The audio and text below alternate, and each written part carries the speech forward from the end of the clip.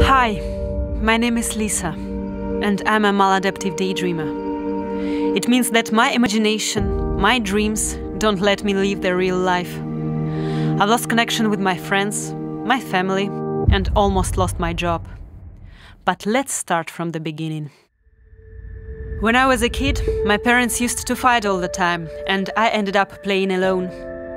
It was not easy for me to make friends, and all I had were books and school. As a result, I've created my own world where I could escape. Where the daydreaming and neurotic behavior started was right after my best friend Sean moved away. And this was like second or third grade, I can't remember which. I started, I didn't have any more friends, and I was picked on and bullied a lot in school. U většiny z nich to začalo v dětství. Nebo prostě v dětství, nebo někdy prostě v té pubertě, v adolescenci, ale že to vždycky jako už je dlouhodobá záležitost. Třeba s přestávkama. This involves a unique trait, the ability for immersive, vivid fantasy. I don't just see the daydreams, I experience them as if they were happening to me here and now. The combination of having the trait and having other stressful circumstances can contribute to the development of the disorder, because it is sometimes for some people much preferable to live in an imaginary, self-created, self-controlled world than in the painful reality. And when they grow up, then it becomes a habit and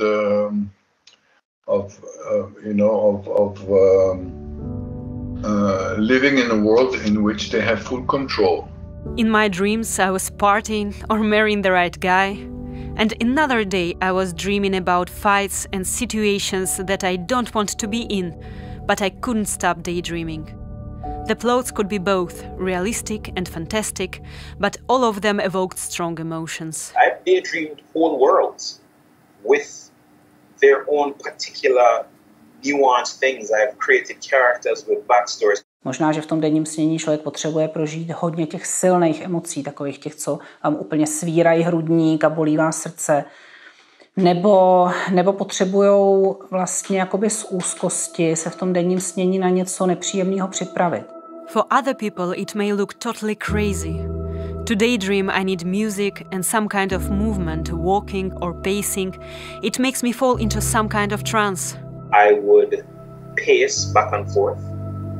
Sometimes I'd sit on the edge of my bed and I would speak out loud. It also has some unique features in the sense that it, in many cases, requires some sort of movement which we don't understand the function of, either walking, pacing, rocking. And in many cases also there is a great importance to music, to playing music to evoke like a musical score of a film, to evoke the emotions. If you hear a certain song or whatever, it might remind you of a scene that's played out before, and boom, it's right back. I thought that once I grew up and leave my parents' house, I would stop daydreaming and enjoy my life. It was not the case. I realized that nothing in real life brings me pleasure and happiness comparable to my fantasies.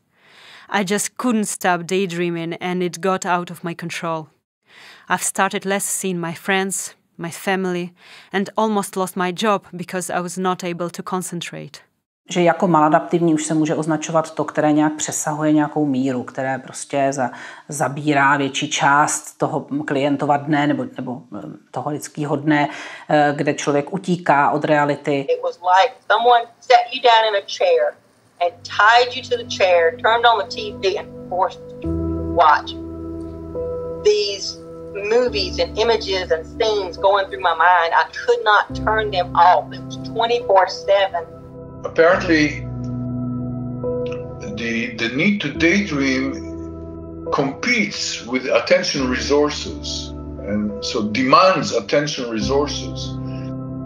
And some people occasionally, every few minutes, slip into a brief period of fantasizing, and that can interfere with concentration. so people can become more forgetful. The comorbidity of maladaptive daydreaming with attention deficit disorder is very high. Over 70% of people with maladaptive daydreaming have concentration problems. We're not paying attention, so we make stupid-ass mistakes, and people literally think we're retarded. I've had people think that I have a mental disability before. I'm a textile designer and I'm an artist. And I found when it was at its worst, I didn't paint, I didn't draw, I didn't do anything. It's like I had no creativity left over for anything because it was all just sucked up into this disorder. Every day I fight with myself trying to control daydreaming, and I always lose. It's like a drug addiction, and life without it is very dull. Sometimes I can handle several days without daydreaming, but then I desperately need another dose. I spend days and nights without leaving my room, nor eating and neither sleeping, just daydreaming. Is an illustration of how rewarding this activity is. It is more rewarding than food, imagine, or than the need to sleep, or sometimes the need for sex. I mean, the amount of dopamine probably that it releases in the brain is incredible. When it was at its worst, in real life, I was numb. I felt nothing. The only emotions I felt were in the daydream. You can regulate your distress with this mental activity, which is fun, which is fine. Of course, unless it becomes your primary way of being in the world, in fantasy, then it's a problem. To ask, how big a deal is this thing? It's like it's practically a third or maybe even a half of my life. In fact, if you really think about it, that is where I lived. And the real world is where I visited. And there was times when it was so disturbing that during my walk, I would stop and I would just hit trees. And I've never told anybody this, but I would just hit trees and scream, "This isn't real, this isn't real, stop, stop, stop." They are disappointed in themselves because of their weakness and their inability to control their daydreaming, and because they waste their life away in fantasy rather than progressing in life and advancing their goals. So that makes them depressed. It becomes a vicious cycle. It's like, I daydream because I'm stressed,